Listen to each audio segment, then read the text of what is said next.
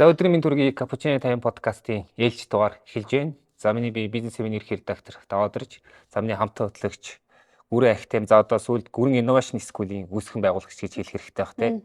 Даваасар ирсэн байна. Өдрийн мэнд хүргэе. За өдрийн мэнд. Ажил давлаг уу? Тавлаг байна. Ажил ихтэй байна.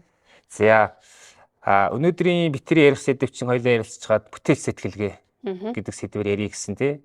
Тэгэхээр Гүрэн Ахтем маань бас бүтээл сэтгэлгээ гэдэг ийм сургалтын хөтөлбөр байдаг. Сургалтын хөтөлбөрт нь ийм сэдв байдаг те. Тэгэхээр ер нь нэг бас ер нь яагаад заах болсон те. Ер нь энэ бид одоо хувийн төвшин ч юм уу ер нь бизнесийн талбартай ямар тийм давуу талыг бий болгодог гэдэг дээр эхлээд яриад өгөөч. За тий бүтээл сэтгэлгээ гэдэг нөө creativity гэдэг ярахаар айгүй юм уу ерхий сонсогдоод иж магадгүй. Гэхдээ энэ болохоор ер нь бидний одоо олж мэдснээр бол одоо албан тушаал тий тэгээд нас үл харгалзаж насан туршдаа биднэрт байх ёстой хамгийн том ур чадвар юм байна л да бүтээл сэтгэлгээ гэдэг нь. Тэгээ энэ хичээлийг нөгөө заах болсон түүх нь болохоор бид хэд нөгөө Англи Eton College-тай хамтраад нөгөө өсвөр насны хүүхдүүд рүү чиглэсэн сургалт явуулдаг нөгөө ер нь биднэрт хэрэгтэй 8 ур чадвар гэдэг нэг хичээлүүд орж ирсэн. Тэрэн дээр хоёр дахь сэдв нь creativity буюу бүтээл сэтгэлгээ гэсэн байхгүй. Тэгээд нөгөө хүүхдүүд дээр бид нэр creativity ороод бүтээл сэтгэлгээ үзэл ингээл яхаар хүүхдүүд чинь бүр айгүй гоё ингээл улам нүдний нэгтэл гоё гоолол. Тэгээ бид нар ч яг нөгөө угаасаа нөгөө томчуудтай том хүмүүстэй ажилладаг. Тэгээ тэд нартай ингээд ийм хичээлүүд байдаг штеп. Үе бид нараас авъя л та гэд.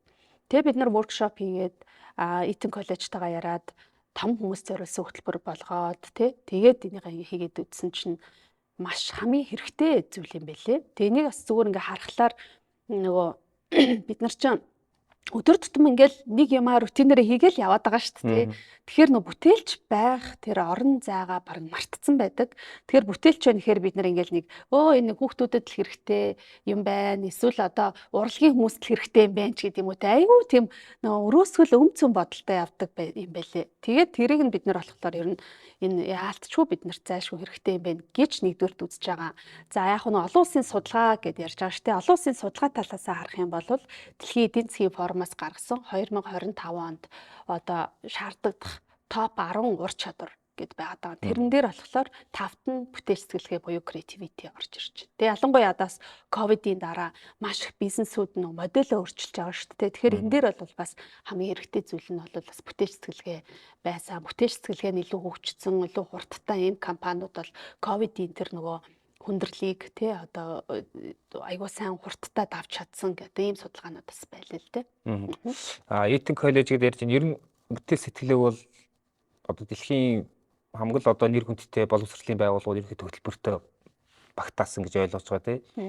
Тэгэхээр яг орчин үеийн чиг хандлага бүтээл сэтгэлгээг аль талаас нь илүү тайлбарлаж тодорхойлж дээ. Бас тэр бүтээл сэтгэлгээ дотор агуулгаас юу илүү онцолж одоо ярьж байна бас. Тий. Одоо ер нь яг нөө бүтээл сэтгэлгээ чинь бидний хувьд бол нөө тархины баруун талыг одоо яа тийм л да баруун тал нь хүний нөө бүтээл сэтгэлгээг ингээд дэмжиж ажилдаг. Тэгэхээр яг хуучин бол нөө лог сэтгэлгээтэй угаасаа нөө бид нар хоёлаа өмнөх сэдвүүд дээр ярьжсэн шүү дээ. Ингээд профешнл буюу яг мэрэгжлийн одоо ур чадрууд бол зүүн тархин дээр ингээ явж байгаа. Гэтэл бүтээл сэтгэлгээ гэдэг бол баруун тархин дээр байдаг. Тэнгууд баруун тарих өөрөө болохоор одоо урлаг, за тэгээ бусдыг ойлгох чадвар, за тэгээ бүр нөгөө аливаа зүйлийг ингээ том дүр зургаар нь харах чадвар хүртэл баруун тархин дээр байт юм байна л да. Тэгэхээр энэ дээр болохоор өөрөө бид нар ажлын байран дээр хүн өөрөө аз жаргалтай байхад хүртэл бүтээл сэтгэлгээ ингээ нэмэр болдог гинэ. Тэгэхээр мэдээч хэрэг бүтээл сэтгэлгээ байж энд бол инновац гэдэг зүйл бол бий болж байна тий. За тэгээд бид нар бас яг юуны асуудлыг том дүр зургаар нь харж агаад бүтээлчээр шийдэж чадчихээн тий. За тэгээд яг хэдүүлээ өөртөө бас бүтээл сэтгэлгээтэй хүмүүс юмд бас их хурдан дасан зогсож байна гинэ. Дасан зогцоод ингээд явж байна. Тэгээд илүү хурдан өсөлттэй байдаг гэж байна одоо өсөлт бий болж байна гэсэн. Тэгэхээр хувь хүнд өсөлт бий болж байгаа бол тэнд бизнес дээр ч гэсэндээ бас өсөлт ялгаагүй л ингээ бий болж байгаа шүү дээ. Бүтээлч сэтгэлгээтэй хамт олонтой хүмүүс бол яг нь тэнд бизнес нь одоо нэг юм тогтцсон сэтгэхүйтэй хүмүүсээс хамаагүй хурдтай өсөж байна гэсэн үг байна л дээ. Тэгэхээр эдгээр зүйлсүүд бол ямар ч байсан бүтээл сэтгэлгээний нэг юм арам дотор бол ингээд ороод яваад байгаа юм байна. Одоо бүтээл сэтгэлгээ бол одоо ингээ нөгөө химэл оюуны технологи хөгжиж байгаа орчин үед бол бас хүнийг одоо хүн гэж ялах илүү нэг гол одоо ур чадвар гэдэг байгаа шүү дээ. Химэл оюун бол бүтээл сэтгэлгээг бол арай чадахгүй байгаа тийм. Гэхдээ бас одоо химэл оюун бүтээл сэтгэлгээнд юун дээр ямар тодорхойлт өгж яах гэдээ би бас асууж үзлээ л дээ. Бас энэ чинь подкаст бэлдэх асуултыг бас креатив байдлыг хийх гэдэг шүү дээ тий. Тийм л нэгээс асуугаад тэнд юу гэж ийгээд тэгэхээр бол тэнд бас хөөрхөн тодорхойлт гаргаж ирж байна. Энэ бол ингээд одоо тогтсон арга барилаар биш юм стандарт бус байдлаар асуудлыг шийдэхтэй шин санаа олох тийм их чадвар юм байна. Зөвхөн ажил хэрэгдээ ч биш өдөр тутмын амьдралч хэрэг болдог юм ур чадвар. За тэгээд яаж хөгжүүлэх вэ гэд би асуусан чинь бас хөөрхөн санаанууд өгч байна бас. Тэгээ надад таалагдсанаас нь би яг дурдвал одоо тэр нэг асуудал шийдэх процесст ингээд дорлох хэрэгтэй юм байна л дээ. Ерөөхдөө юу дөрөвдгүй ингээд бүтээл сэтгэлгээ хөгжүүлэхийн тулд. За тэгээд тэгтээ одоо юу гэдгийг тийм онгод ирнэ гэж одоо битгий найд тий. Зүгээр л ийм одоо тэр процесс дурал. Ингээ хийгээ явж байхад ингээ нөгөө нэг гой гой санаа чи ингээд аяндаа төрдөг тий. Ингээд зүгээр л суугаад ямар нэгэн тийм тохироо хүлээгээд байх хэрэггүй нэ шүү дээ тий. За тэгснээ бас ингээд одоо кино, ном, янз янзын үзэгсэн, урлагийн тоглолт одоо юу гэдгийг аялал гээд энэ бүх юмдын холингууд эн чинь бас юм нөгөө бүтээл сэтгэлийг хөгжүүлэх бас айгүй том их үүсвэр болдго юм байна. За тэгснээ бас бие тамираар хичээл гэж байна. Одоо спортоор хичээл тий. Тэр чинь бас ингээд юу яадаг тийм нөхцөлийг бүрдүүлдэг. За тэгээд төрөл бүрийн нөхцөлд ажиллаж үзгээд байгаа янз янзын нөхцөл тий. Одоо хээрийн нөхцөл ч юм уу, офисын нөхцөл ч юм уу, эсвэл өөр хүмүүсийн хүрээлд ороод үзэхээр тэр бас бүтээл сэтгэлийг яадаг. За тэгээд өдрийн тэмдэглэл хөтөл гэж байна. Энэ надад бас их таалагдсан санаа. Тэгээд бясалгал хий гэж байна бас тий. Бясалгатаас орж байгаа. Тэгэхээр ийм л юм бол ийм санаанд өгж байна. Зүгээр чиний хувьд ер нь бас бүтээл сэтгэлгээг яг өөр дээрээ тусгаж авал яаж хөгжүүлдэг вэ тий бас яг ямар үед одоо илүү ашиглах хэрэгтэй гэж боддог яг өөр дээрээ ярил. Тийм. Би чинь одоо Eton College-ийн хичээл чинь 2022 онд яваад бүтээл сэтгэлгээний хичээл авсан байж шүү дээ тий. Тэгээд хоёулаа түрүүчийн ч гэсэн подкастаар ярьснаа мэдээд ахна гэхээсээ илүү яаж хэрэгжүүлээд тэгээ нөө мэдлэгээ яаж амьдрал дээр хэрэгжүүлээд тэрийнхээ үр дүн гарч байгаа юм бэ гэдээ харж байгаа шүү дээ. Тэгин гут ч одоо 24 он гэхээр 2 жил болцсон байна шүү дээ. Би бүтээл сэтгэлгээ гэдэг хичээлийг үзээд за тэгээд үр дүнд нь гүрэн innovation school-ийг нэчлээ. Тэгээ яг нөгөө гүрэн инновацийн сургууль гэдэг те ингээд нийцсэн байна. Тэгэхээр яг нөгөө би бол манай подкастын сонсогч нар болоос ингээд илүү нөгөө бизнесийн орчны хүмүүс байдаг учраас энэ юун дээр бизнесийн орчинд бүтээлч сэтгэлгээтэй хамт олныг яаж бий болгох юм? Тэр нь буцаад танд байгууллагын уур амьсгал болон таны бизнесийн бас одоо нөгөө өсөлтөнд яаж нөлөөлд юм бэ гэдэг зүйлүүд төр бид нар бас нэлээд их ажиллаж байгаа. Тэгээ тэн дээр бас хөөх үр дүнгууд бол ингээд гараад явж байна. За миний хувьд болохоор бүтээл сэтгэлгээг яаж хөгжүүлт юм бэ гингууд жоон шинэ юм туршиж үзэх дуртай. За тэгээд энэ дээр бас ингээд бид нар анзаардгүй юм байна л да. Бүтээл сэтгэлгээгээд ингээд ярахаар бид нар ингээд 20 жил 30 жил найзлсан найз минь гэл нэг юм хэсэгхэн хүрээлэлтэй тэгэл эсвэл ажил дээр ирээд бас нэг хэсэгхэн хүрээлэлтэй өөр хүмүүстэй ингээд одоо ажлынх нь онцлог байж болно шүү дээ. Нэг ингээд өөр хүмүүстэй уулзалтад шаардлага байдгүй ч юм уу те. Сэтгүүлч тэр хүмүүс бол өөр агаад байна шүү дээ. Гэтэл ажлынхаа онцлогоос болоод ингээд тогтсон ингээд зүйлдээ рутиндээ те ингээд яваад исэн хүмүүс бол бүтээл сэтгэлгээ нь айгүй хомигдмал болоод ингээд ирж байгаа. За тэгээ бүтээл сэтгэлгээ өөрөө хомигдмал болоод ирэхлээр байгууллага доторх бас нэг газар хилцс нэгжүүдийнх нь уялдаа холбоо бас айгүй ингээд сулраад ингээд эхэлт юм байна. Тэгэхээр яах вэ гэхээр түрүү хэлж штэ онгод тэнгэр бол угаасаа ингээд гинтхэн за бүгдээрээ би одоо нэг энэ асуудлыг шийдье гинт ороод ирэхгүй штэ тий. Тэгээд онгод тэнгэрүүдийн чинь ингээд тогтмол амьд байлгах зүйл чинь бол тий.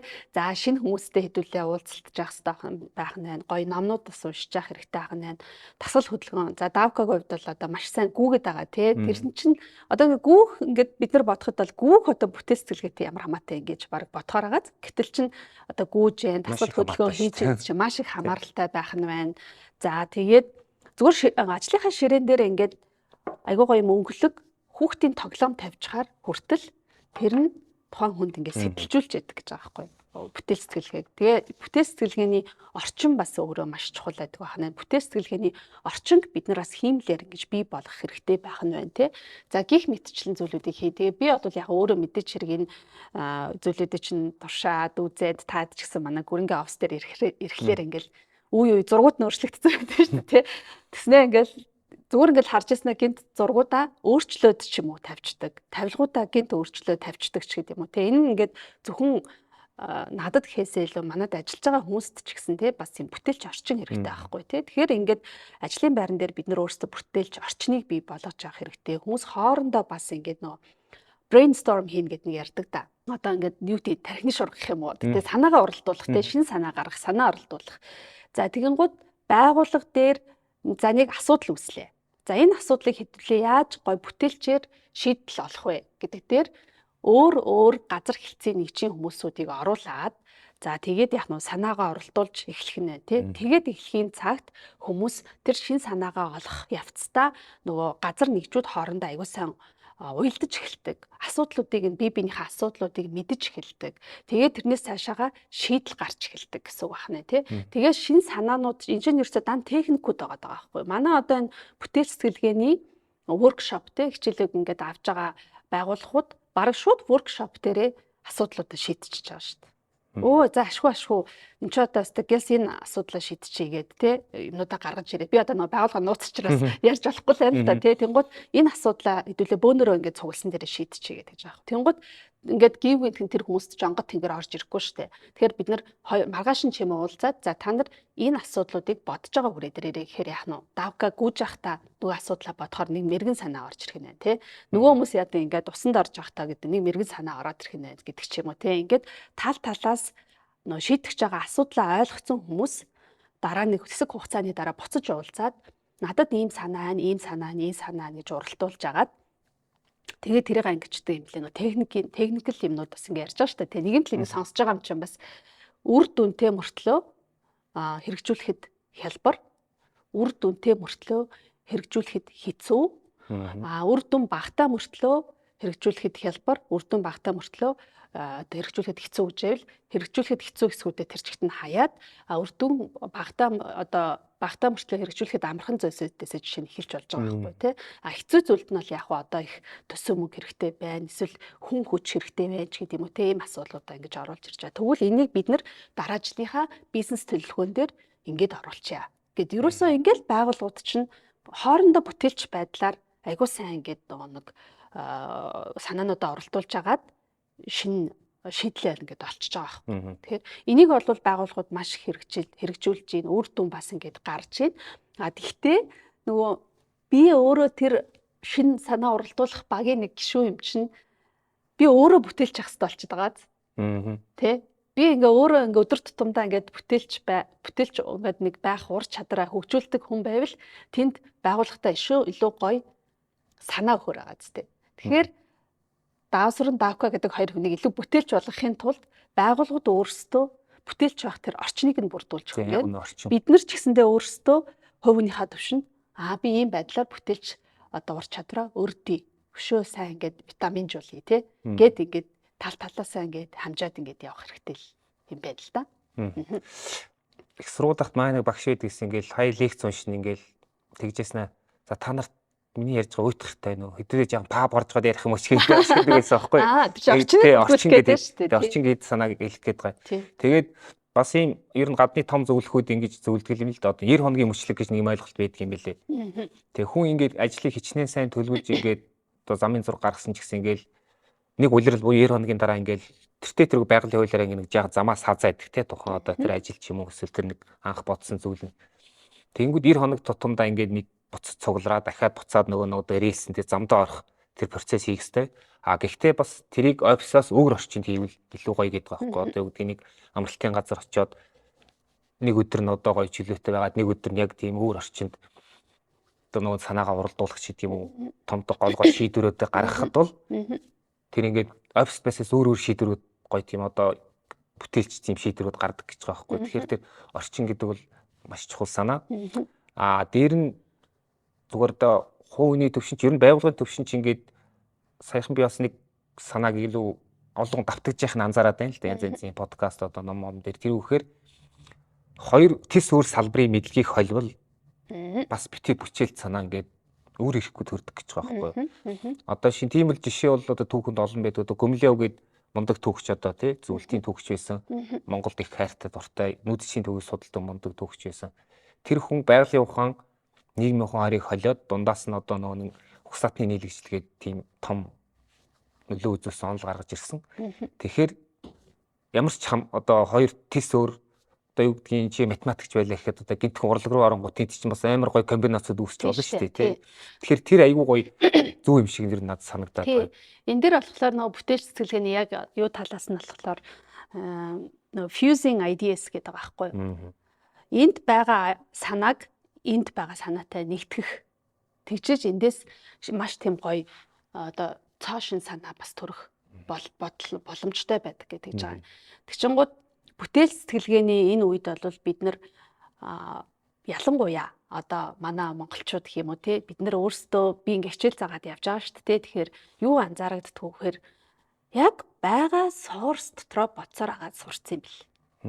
Ер нь бол за мэдээч хэрэг ойлгомжтой тэр source-ыг ингээд хэдүүлээ тооцоолно ойлгож байна. Тэр чи хэдүүлээ хэрэгжүүлэхэд хэцүү мөртлөө үр дүнтэй аргач гэдэг юм уу ингээд оруулчихна.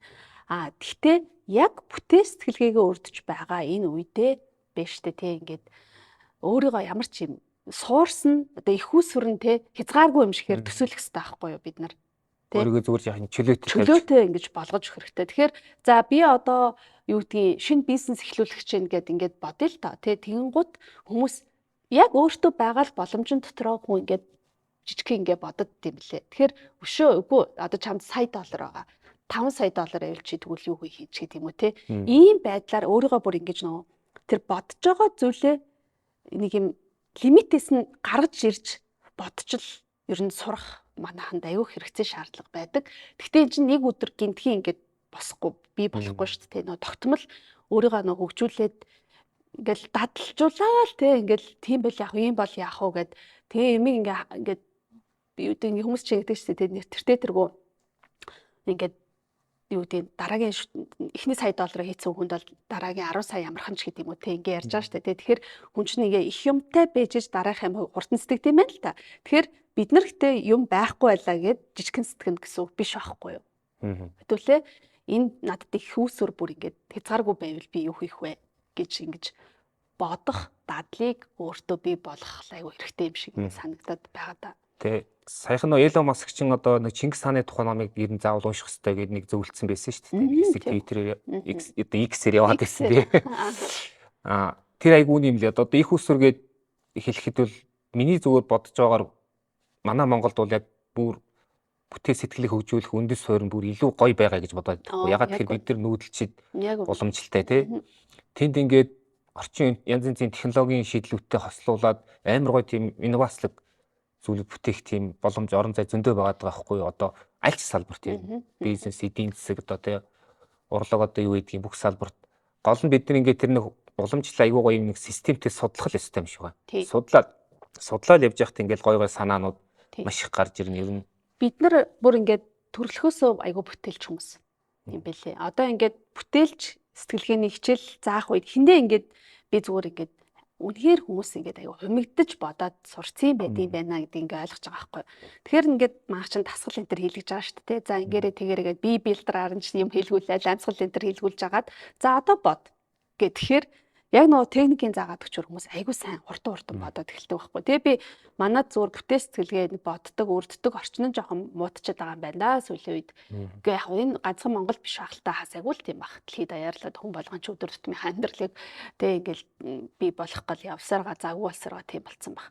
Тэгтэл нөгөө Туркэд нөгөө манай бүтээл сэтгэлгээний хичээл орж хад нэг тийжсэн. Туркэд бас тэр хүн бүтээл сэтгэлгээний хичээл сууж ирсэн юм байна. Хамгийн бүтээлч хүнээр нь манай монгол хүн шалгарсан гэж байгаа байхгүй. Яагаад гэвэл энэ бид нар өөрсдөө нөгөө чиний түрүү хэлдгээр бид нар ч өөрсдөө бас юм нүүдэлчин хүмүүс те тэгээ байгаль энтрээ хардаг бүх юм нь бэлэн биш те энийг ингээд энтэй холчвол энэ өнөөдөр энэ асуудлаа шийдчихэж гэдэг юм уу те ингээд шууд дэлгүүр ороод супермаркетаас юм худалдаж авъя гэдэг бүр төрөлхөөс одоо юу гэдэг нэг өвөг дээдсэн маань тийм биш учраас биднэрт цаанаасаа өгний бүтээл сэтгэлгээ айгуу сайн байгаа байхгүй. Бид нар энийг одоо гоё өрдөөд өгөх хэрэгтэй.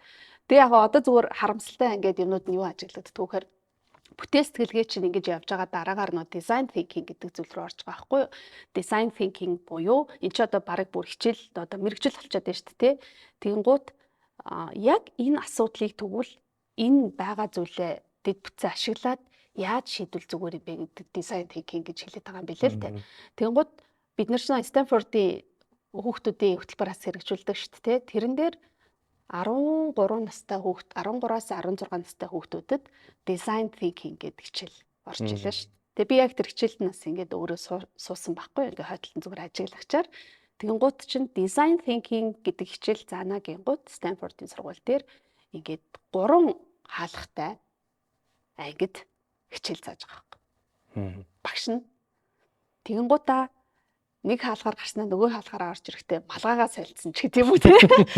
Зүгээр ингээ амар хурдан солилцож байгаа байхгүй юу? Малгайгаа солонгуудаа за гэд ингээл за тэгвэл энэ анги ямар байна вэ гэл ерөөсөө тэр орчныг ингэж бүрдүүлж байгаа хүмүүст маш гоё ингээд заадаг. Тэр арга барилдаг ч гэсэн бид нар ингээд хараал ингээл явж лайлаа. Одоо болохоор биднэрт нөө дизайн нөө креатив бүтээл сэтгэлгээ тэгээд дээрэс нь дизайн тинкинг гэдэг юм уу энэ зүйлсүүд ингээд бидний өдөр тутмын амьдралд уг нь яг энийг ингээд хэрэглүүл биднэрт хэрэгтэй байгаа байхгүй юу? Би юу гэж бодож байна нөхөр одоо ингээд манайх чинь юм л олвол тэгш сандгаа. Тэ? Тэгш сандгаагоор явах үгүйг ард иргэдээсээ асууж агаад шийднэ ч гинүү те. Биднэрт өөр сонголт баймаар л юм да. Тэн чин тэгш сандгаагаар явахаар хойдолтны эдийн засгийн ямар одоо хохирол учирч байгаа юм бид нар те бизнесүүд хичнээн хэмжээний борлуулалтаа алдчихж байгаа. Тэгвэл энэ чинь бид нар өшөө яаж гоё ийм тэгш сондгоогоор биш арай өөр аргачлалаар ингээд бидний энэ бодит байдлын одоо энэ зам харгуух асуудлыг харж агаад яг design thinking буюу одоо нэг бүтээл сэтгэлгээг гаргасан нэг тийм зөв гаргалгаал гаргамаар юм шиг надад ингээд санагдаад байгаа байхгүй юу. Тэгэхээр энэ өөрөө ингээд бидний өдөр тутмын амьдралд энэ бүтээл сэтгэлгээ гэдэг чинь хэрэгтэй байгаа зү тий. Ер нь бол би ингэж бодъё одоо монголчуудын тийм бүтээл сэтгэлгээ яг нүүдэлчин тэр уламжил одоо өгдөл дээрээ суурлаад бүтээл сэтгэлийн тийм гоё школоор нь хөгжүүлж болно те. Тэрийг янз янзын бизнес модель болгож болно. Эдийн засгийн хөгжлийн одоо шийдлүүдийг тэндээс олж болно. За юу гэдэг зөвхөн аялал жуулчлалын жишээ аваад үзье л да те. Говьд нэг гоё юм юу барьчих л да. Одоо гадны том зохиолч тэрээ тэнд ингээд онгодоо хоглоод нэг юм тэр гоё талд ингээд те. Бүх тэгтээ одоо юу нэ бэ штэ сервис мервис нь одоо интернет сүлжээнд бүгд чанартай байна. Гэтэ тэнд очиод нэг юм номоо бичих те. Эсвэл хөгжмөө зохиог, эсвэл концерт хийх ч гэдэг юм уу те. Тэгэхээр бол одоо бидний уудам тал бол ирэхэд яг бүтээл сэтгэлийг хөгжүүлэх амар том юм юу орон зай гэж бодоод байхгүй те. За тэгээд монголчууд ч ер нь юм орон зай сэтгэлгээтэй хүмүүс шүү дээ. Ингээд нөгөө нэг алсыг харж их ингэж ингээд бясалгадаг ч гэх юм уу те.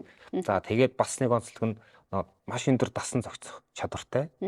Нэг харахад ингээд нэг юм монголчлоод ингээд яг өөртөө ингээд тохируулаад ашиглаад эхэлсэн байдаг ч гэдэг юм уу те. Тэгээ бас инновацлог. Тэг инновацлог те. Тэгэхээр бид нар бол нөгөө нэг айлаас ирэхээр авдрагуул гэж шиг зүгээр өөрт байгаа үйлдэлүүдээ сайн судлах юм шиг байна. Тэгвэл бид нар одоо тэр жинхэнэ одоо өрсөлдөх чадвартай инновацлог тийм систем болох юм шиг зүгээр санагддаг юм миний хувьд.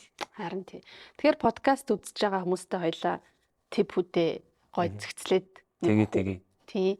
Тэгэхээр ямар ч гэсэн түрүүн Давко манаас нэлээд хэдэн энэ зөвлөмжүүд өгсөн тий. Тэгэхээр бүтээлч бай гэдэг болвол би түрүү хэлсэн шүү дээ. Ингээд төрхөөсөө өгдөл гэхээсээ илүү бид нар мөн л ялгаагүй нөө бие витамин өгөөд ингээд витаминжуулж байгаа шүү дээ. Эрүүл ялгаж байгаа шүү дээ. Тэр шиг бас мөн ялгаагүй бид нар бүтээл сэтгэлгээгээ бас өртдөг ийм аргууд бас ингээд байна. Тэгэхээр энийг бид нар бас ингээд хэрэгжүүлээд явбал бас их зүгээр үр дүнтэй. Тэгээ энэ зүгээр үр дүнтэйгээс гадна за бизнесийн орлого энэ төр гэхээсээ гадна хувь хүн тал дээр бас өөрөө нөгөө юмэг ингээд нэг сонирхоод жоохон бүтээл сэтгэлгээ хүн хөгжөөд эхлэхээр өөрийн ирэхгүй аз жаргалтай болт юм байна. Аз жаргалтай болоод дээрэс нь өөртөө ихтэй болоод эхэлт юм байна. Тэгээ энэ өөртөө ихтэй аз жаргалтай хүнээс чинь л дараагийн нөгөө гүйцэтгэл productivity гэдэг чинь өөрөө ургаад ингээд гараад ирд юм байна. За productivity нь ингээд тэ одоо бүтээмжтэй ажиллаад ингээд эхлэхээр хүн шөө илүү гоё инновацлог зүйлийг бий болгож эхэлдэг юм байна. Ийм одоо юу тийм одоо хувь хүн талаас юм одоо ач холбогдолтой байгаа тийм. Байгууллага дотроосоо болохоор хүмүүс ингээд манай байгууллагын энэ асуудлыг шийдэд өгөөч гэгээд гадны зөвлөхүүдэд аюу үнэтэй одоо төлбөр төлөөд авдаг. Гэтэл сүүлд миний тэр харсан судалгаагаар болохоор тэр өндөр төлбөр аваад зөвлөх үйлчлэгээ үзүүлж байгаа хүмүүс нь өөрсдөө хэлсэн байгаа байхгүй юу? Та шууд гадны зөвлөх авна гэхээсээ илүүтэйгээр бид нар ингээ бүтээл сэтгэн гэхээр учиргүй хайрцагнаас гарч сэтгээл те ингээл зүгээр ингээл за тийм байхыг шаардж байгаа. Гэхдээ байгууллага доторх асуудлыг шийдэхдээ хэдүүлээ яг энэ асуудлыг хэн шийдэж чадах бол гэдэг хүмүүсээ маш оновчтой тодорхойлоод тэгээд тэнцэнэ нөгөө асуудлыг шийдэх баг бүрдүүлээд тэгээ орчныг бүрдүүлээд одоо хотоосоо гардагсан ч яадагсан ч тий ингээд нэг хэдий хугацааг өнгөрүүлж агаад асуудлыг шийдлийг гаргах юм бол маш сайн шийдэл гаргадаг гэж. Энэ дээр манайхын бас нэг зүгээр ажиглагддаг зүйл асуудал шийдъя, бүтээлчээр асуудлыг шийдъя гэдэг хэлэхээр нөгөө дандаа дарга нараа оруулаад байдаг. Тэгэхээр ч үгүй. Одоо жишээ нь байшингийн аюулгүй байдлыг сайжруулъя гэд эхлэх юм бол тэр байшин дотор чинь хамгийн их аюулгүй байдлуудыг хаана ямар осол аваар гарах магадaltaйг мэддэг хүн чинь тухайн байгууллагын одоо үйлчлэгч байгаа байхгүй. Хүн хаана халтарч унаад байна, хаана ус гоожоод байна ч гэдэг юм уу те ингээл одоо бүх асуудлуудыг аюулсаа ажиглаж идэг. Гэхдээ тэр хүн чинь өөрөө ингээд бас би энэ одоо яг энэ асуудлыг ингэж шийдэе гэд мэдэхгүй байгаа мөртлөө асуудлыг нь харж байгаа хүн нь заавал дарга нар байдаг байхгүй. Тэгэхээр ямар албан тушаалтай хүмүүс яг энэ асуудлыг бүтээлчээр шийдэхэд бодит хувь нэмэр оруулах вэ гэдэг яг оролцогч талуудаа маш сайн зөв тодорхойлмоор юм шиг санагдаад байгаа. Тэгээ маш сайхан зөв тодорхойлоод тэгээ яах нь хүмүүсээ тэр багаар нэгэд үргэлжлүүлээд ингээд явах нь шүү дээ. За тэгээд хувийн талаасаа болохоор хэдүүлээ бүтээл сэтгэлгээгээ өрддөг ийм аргууд гэх юм бол ер нь үе шин зүйл хийж байгаа. Тэ өөрийгөө ингээ хүчээр ингээд шинэ орчинд оруулах, шинэ хүнтэй юм ярих, тэ эсвэл ингээд шинэ зүйлийг туршиж үзэх гэдэг зүйл байгаа. Нөгөөх нь болохоор ингээд нэг юм төсөөлөд яваад байдаг зүйл байдаг шүү дээ. Бид нэг ингэж үзэх юмсан, тэгж үзэх юмсан гээл тэ шүхрээр бууж үзэх юмсан, эсвэл гээл тэ би тэр хүнтэй нэг уулзч үзэх юмсан гэдэг ч юм уу тэ тэрийгээ ингээд бодит болгох гэж байгаа. Төсөөлдөг зүйлсүүд. Тэгээ мөрөөддөг зүйлсүүд. Бодит үйлдэл болгох. Тий, бодит ингээд яг үйлдэл болгоод үзээ. Тэр үед бас ингээд бүтээл сэтгэлгээ хөгжишээ тийм байх гэж байгаа. Тэгээ хамгийн энгийн арга нь болохоор ажилласаа гэрээсээ ажил гэдэг ч юм уу те. Энэ нэг ийм замаар л яваад байгаа шүү дээ. Бид нэг татцсан замаар. Тэр замаа өөрчилж үзэж. За. Тий. Бүр амар энгийн байгаас те. Зүгээр би энэгээр нь яваад үзье, тэргээр нь яваад үзье гэд те. Тэгэж бас хэдүүл яах нь үзэж болох нь байна. Дээрээс нь нөгөө мөрөөдлийн самбартаа бол гэж. Мөрөөдлийн самбар. Тэнгууд мөрөөдөх гэнгүүт бид нар хэдүүл яах вэ гэхээр хүүхдлээ мөрөөдөх хэрэгтэй байна. Тэ хүүхдлэл ингээд мөрөөднө гэнгүүт тэр хүүхдийн юм гээд манайхан бас айгүйх боддог. Гэтэл үгүй хэдүүлээ бүгдээрээ өөрсдөө айгүйгоо мөрөөдөх хэрэгтэй. Тэгээ тэрийгээ бүр ингээд самбар энэ төр тавиад өршөө хөгжүүлэх хэрэгтэй.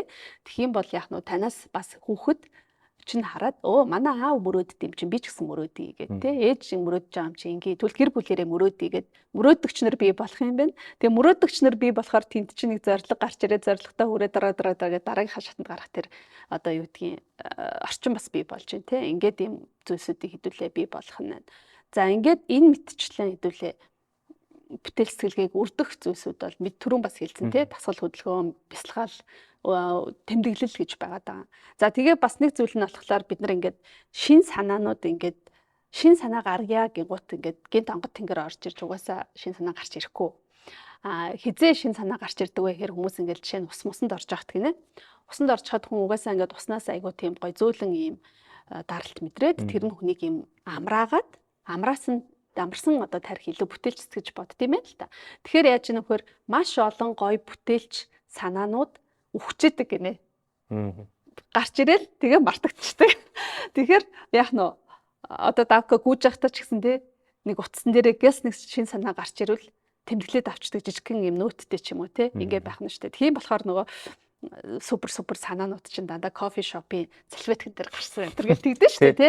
Энд чинь ингээл ор үндэсгүй зүйл бас биш байгаа байхгүй те. Тэгээд бас одоо манай жижиг дундын бизнес эрхлэгч нар бас илүү сонсож байгаа учраас байгууллагуудаас бүтээлч байх цаг гэж бас гаргадаг болсон байлээ. Одоо Google энэ төр бол ажилчдынхаа ажлын 20 цагийг innovation time гэд гаргацсан. Тэгээд тэр нь болохоор тухайн хүмүүс ингээд яг дараагийн шатанд бизнесээ хөгжүүлэхэд ямар бүтээлч санаа байгаагаа хоорондоо ярьдаг. Бүр аль биесны юм цаг энэ төр гаргацсан. Тэгээд тэр нь болохоор одоо альбан бусаар хоорондоо сууж болно, альбан байдлаар сууж болно ч гэдэг юм уу те бүр ажлын цагтаа ингээд оруулаад өгсөн бас юм байлээ. Тэгэхээр ер нь бид нар бас яалтчгүй нөгөө төрлөхөөсөө бид нар чинь өвгдээцээсээ өвгдөл нь бол бүтээлч хүмүүс юм чинь энийгээ одоо бас нэг хэдүүлээ подкастаараа те ингээд хүмүүстээ мэдээлэл өгөөд өшөө илүү жоохон өрдөх цаг ирчээд байна. Яг үнэ. Тийм. Тэгээ одоо өрдөжж хэдүүлээ бас дараагийнхаа шатанд гармаар байна тий. Тэгжил ер нь хэлмээр санагдаад ах юм. За капучино тайм подкастын маань цаг тийм одоо их биш. Ер нь байгаа тийм ээ. Тэгээ би бас өөрийн типийг бас товчхон төгсгий гэж бодож байна. А зүгээр би өөр дээр ажилласнаар бол байгууллагын төвшинч тэр ер нь хувийн төвшинч тийм ийм цөөн хідэн гоё тийм дадалтай болчих хэрэгтэй юм шиг байна. За байгууллагын төвшөнд бол юу гэдгийг одоо нөгөө мөрөөдлийн самбар гэдээ ярьлаа шүү дээ. Яг гол ингээд зорж байгаа тэр нэг алсын хараанд багтаж байгаа зүйлүүдээ ингээд нүдэнд харагдахаар томоохон бичээд ингээд ер нь хам дээр өлгөчих нь зүгээр юм билэ.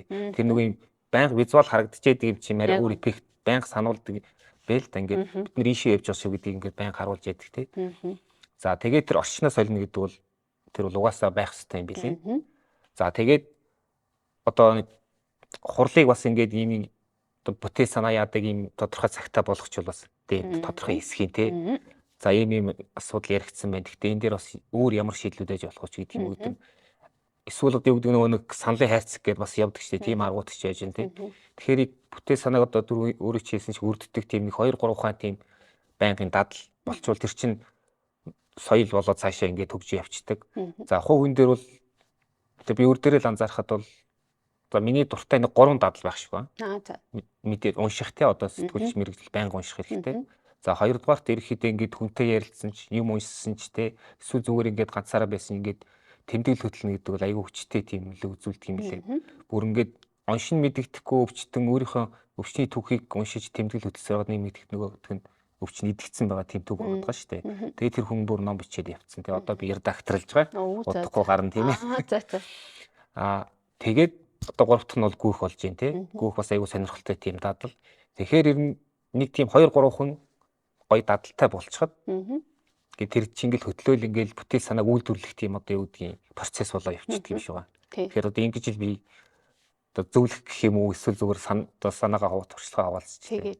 Тэгээ сүүлийн зүгээр нэг гоё зүгээр хөвгчлээ нэг юу тип хөө зөвлөмж хөө. Тэр нь болохоор манайд ч нэг 100 хэдэн улс байгаа штэ. 190 хэдэн улс байгаа штэ тий. Дэлхийд. Тэгэд өөр улс орнуудын дууг сонсч үзэх гоё юм биш штэ. Тэ бид нар чи ингээл нэг төрлийн дуугаа сонсоо. За одоо бүр ингээл нэг дандаа дээрийнхаа дууг ч юм уу те ингээл сонсоод ахаар хүртэл бид нар ингээд хайрцаглагдаад байгаа юм байна л да. Тэгэхээр ингээд за шал өөр Япон дуу сонсч үзэх нь байна. Африкийн дуунуудыг сонсч үзэх нь байна ч гэдэг юм уу те. Би бол энийг аягүй туршиж үзсэн. Тэгээ зарим дууг нь ингээд огт би хэлийг ойлгохгүй мөртлөө энийг иймэрхүү юм ярьж байгаа ах та. Иймэрхүү дуу утгатай дуу ах та гэгээд дараа нь Google Translate хийгээд ингээд харахаар зарим нь ингээд таарч яриад байгаа байхгүй юу. Тэгэхээр ингээд энэ мэтчлэн бас юм зүгээр хөгжилтэй байдлаар өөрийнхөө бүтээл сэтгэлгээч гэсэндээ машиндаа ч юм уу гоё үрдөө явж. Ямар ч гэсэн нэг хий маягнда нэг нөхцөлтэй удаан байж болохгүй. Тэр л юм юм бэл. За ингээд хоёлоо подкаст өндөрлөе тийм ээ. За тийм. За ингээд капучино тайны энэ удаагийн дугаар ингээд өндөрлж байна. Давс өндөө баярлалаа. Ажилд амжилт хүсье. Баярлалаа. Баярлалаа.